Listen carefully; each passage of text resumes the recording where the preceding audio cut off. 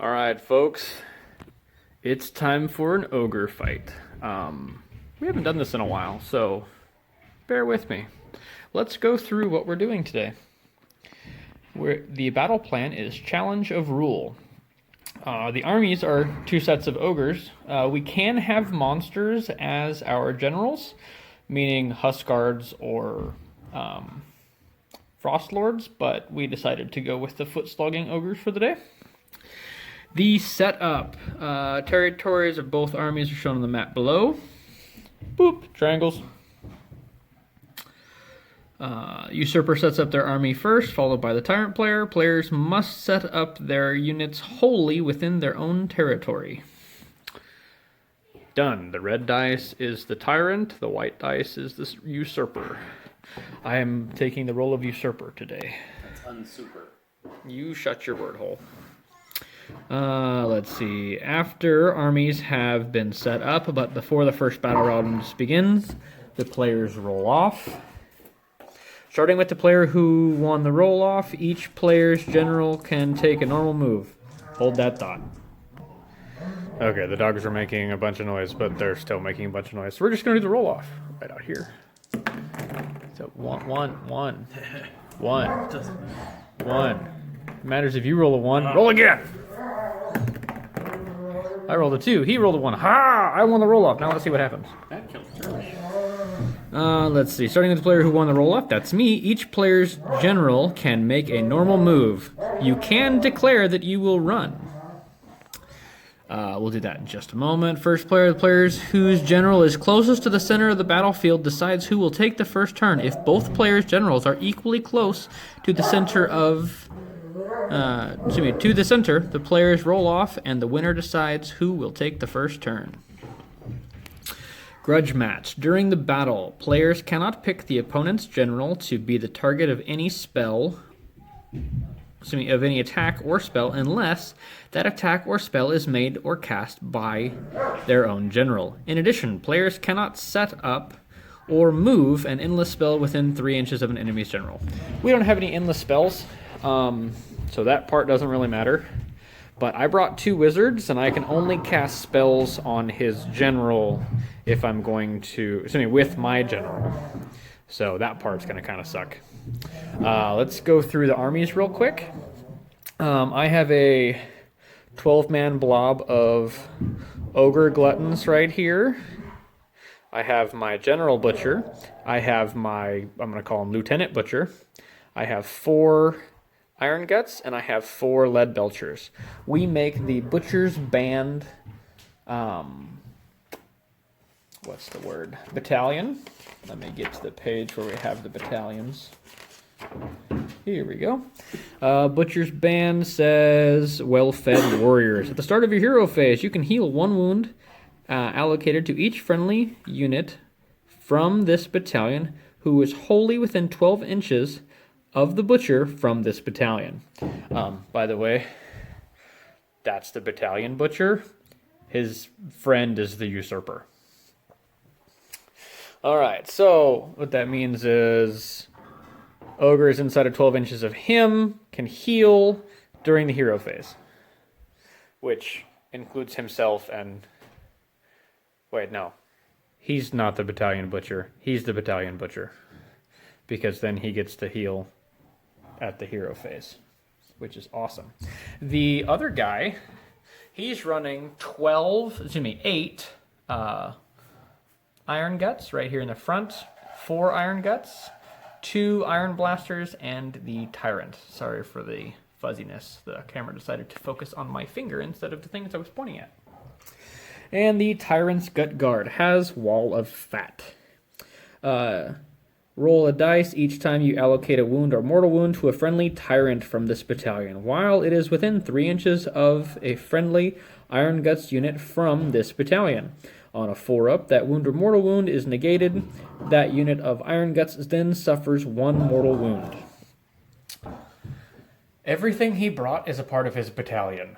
So he was a 1-drop, and my list was a 2-drop, but it didn't matter for this scenario because I set up all of my things before he sets up his things, and then we roll off.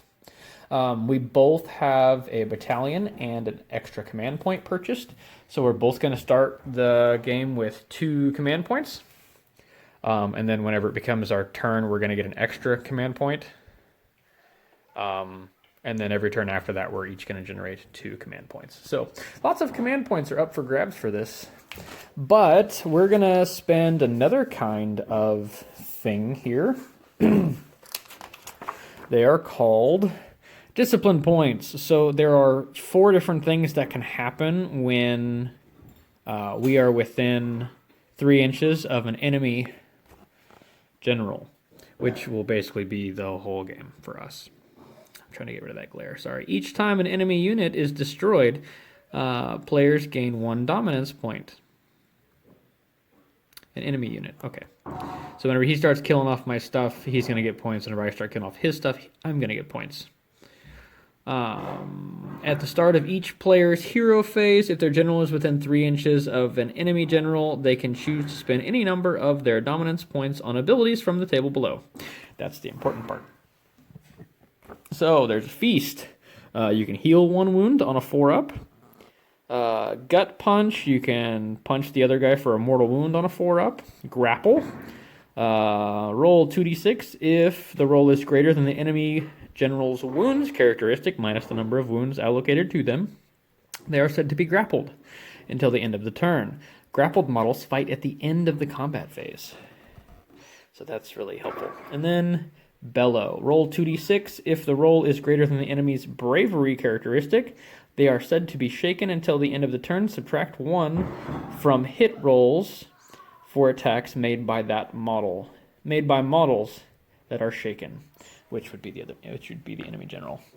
All right, so now we're going to get to the part where I move my general, he moves his general, at least potentially, and then we try to figure out who's closer to the center, and we determine who's going to go first and that kind of stuff. So yeah, we'll do that, and then I'll get him, and then we'll come back. All right, folks. Well, I decided to be a little conservative with my movement. It didn't necessarily pay off. What I should have done, well, that really doesn't matter, because you still have to stay outside of 3 inches of me, because we're not in melee. But he's on the center of the table, and I'm 3 inches away from the center of the table. So, yeah, he gets to pick who's going first. Have you decided? Okay, yep, he's going to go first. We're going to remove all the white and red dice for the deployment zones. He's going to create a command point and go through his turn. By the way, we haven't played this in a long time, and there's a bunch of stuff going on with like battalions and Mawtribes, and by Mawtribes I mean your sub-factions and that kind of stuff. So I decided to make this thing where I had army trait, general's trait, artifact, battalion, artifact, tyrant's big name, deployment phase, hero phase, movement phase, shooting, charge, combat, battle shock, and then like the rules that go along with those phases to help us keep track of, hey, this is supposed to happen now, kind of a thing. Yeah, because we haven't done this for a long time, and last time I played, which was like 6 days ago, my opponent and I forgot a whole bunch of things our armies were supposed to do. So yeah, so I created this to try to alleviate that. So let's see how this goes.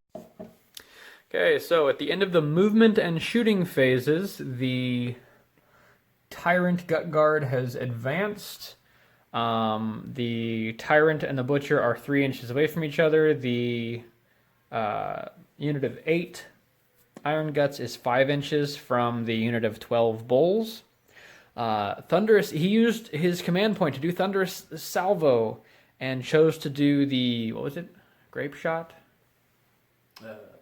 Hail Shot. Hail Shot, where he has 6 attacks for each. 7. He rolled 7 because of Thunderous Salvo for both, and only got 2 wounds through to the gluts. To the gluttons. So now we're on to charges and combat. Alright, ladies and gentlemen, well, the Tyrant and the 8 Iron Guts made their charge. The Ogre Gluttons are still here because I spent a command point. They would have run. Every single one of them. Because 8 of their friends are dead. Hoorah. Just straight up dead. Sorry. Hoorah. So we did kill 2 of the Ogre. We did kill 2 of the Iron Guts. 2 to 8 is a good trade. No, it's not. You shut your word hole. The Tyrant did 4 damage to the Butcher. The Butcher did 1 damage to the Tyrant. That was kind of to be expected. The Butcher has a 5-up save. The Tyrant's weapon go, no you don't. At least one of them. The other one is -1. Mm-hmm. Okay. Fortunately, the Tyrant failed to wound most of that. Yeah. The Iron Guts did 4 damage on the charge.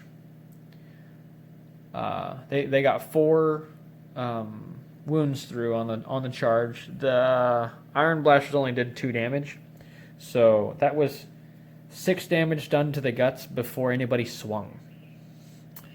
The Tyrant did 1. That got saved. Right. So he did 1. He did 1. I didn't save. I think you had 2 on the charge, and then I failed one of mine. I thought he didn't do any damage on the charge. He dealt all his damage with the weapon. No, I guess he would have done 1 because you said 4 damage has been dealt to the Butcher. So Yeah. 1 damage was dealt on the charge. 1 damage was dealt on the charge.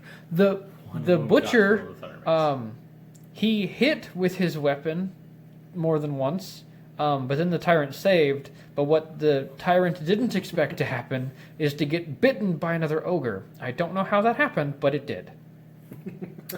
So yeah, now it's my turn. So the Butcher's going to heal 1 because he's a part of the battalion. The Ogre Gluttons wish they could heal 1. Or any. Ow. So we're going to cast some spells because, yeah, I can cast spells. Alrighty, folks. Well, my hero phase was abysmal. My Butchers can each cast 2 spells. Guess how many spells they got off? 0. Yeah, my Ogres do not like to cast magic. Ever. Even when Nagash is not on the table. And then we moved the Iron Guts up to here, so they would maybe make it charge. And then the Lead Belchers decided to do 5 wounds to the Iron Guts, which killed 2 of them, because one guy had a single wound left. And now we're going to do charge and melee. And that will be it. Alright, ladies and gentlemen, I think it took longer for us to go through the armies and deployment than it did to play the game. Alright, these guys were supposed to, like, pile in, but they're actually not going to get to pile in because the Iron Guts killed the thing. So at the end of the turn, this guy dies because he's outside of coherency. Actually, and that guy might have run because he's no longer in combat. Yep, he ran away. So the Iron Guts, the Iron Guts killed the other 4 Iron Guts. The Tyrant killed the Butcher.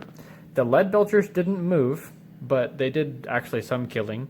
The other Butcher is useless. He was 140 points of not doing any magic. Granted, he only had 1 turn to be able to do it. So... This is a good turn 1. Yeah, this was turn 1, and the game is over because the Tyrant killed the Usurper. Hoorah. Yeah. I did way more work to prep for this game, to include setting up the terrain, than it took to play the game. So if I have any advice for Ogre v Ogre matches, be the Tyrant, don't pick the Butcher. Or if you're the Butcher, run away from the Tyrant. Run away. Yeah, we may try this again with another setup, or we might make Eric run his undead so the ogres can eat some boneheads. So All right, guys. Well, that was the end of the game. I like more disgusting Kit Kat bars. Oh, that's weird. All right. This was 1,250 points of ogres versus ogres.